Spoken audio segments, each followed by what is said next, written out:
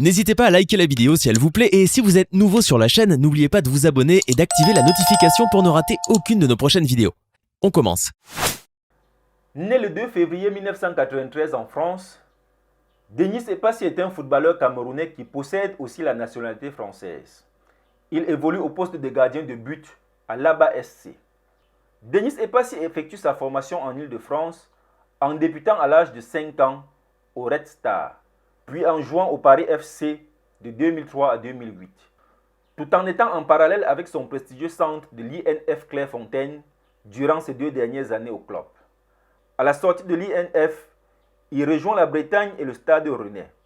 À Rennes, il côtoie notamment sa génération Arsène Gando, Dimitri Foulquier, Abdoulaye Doucouré, mais aussi Steven Mourera et Thiemoué Bakayoko. À l'été 2013, malgré la volonté de son coach de la réserve, Laurent Huat, il ne parvient pas à décrocher un contrat professionnel et n'est pas conservé par le Stade Rennais. Il rejoint au mois d'octobre de la même année un autre club breton, le FC Lorient. En 2014, il quitte la France pour l'Espagne où il réalise des performances convaincantes et se fait remarquer par des clubs plus huppés. Pourtant, à partir de la trêve hivernale, juste après la fin du mercato, le coach de son club ne le fait pas jouer sans explication ni de sa part ni du club. Après une affaire des salaires impayés, il fait son retour en France. Il rejoint en septembre 2015 l'US Avranches où il ne dispute aucun match, barré par la concurrence d'Anthony Boeuf. Il rejoint la saison suivante le SAS Épinal, repêché en national à la suite de la déroute administrative du Vendée-Luçon, d'Evian Tonon-Gaillard et du SR Colmar. Après des débuts compliqués, le club d'un Epassi titulaire occasionnel se reprend, mais échoue tout de même à se maintenir. En 2017, il rejoint le club grec de l'APO Levadiaskos, dirigé par José Anigo. En 2020, il s'engage en faveur du PAS Lamia.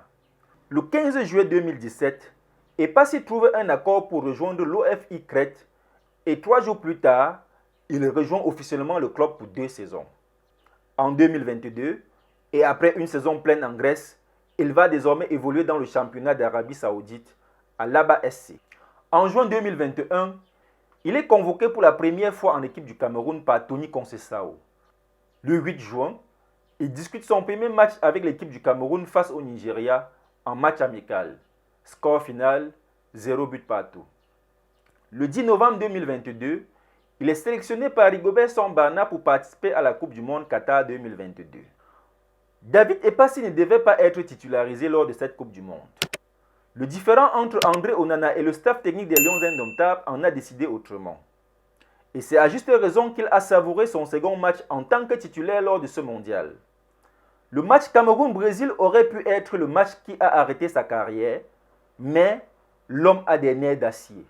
Au contraire, c'est le match qui le révèle.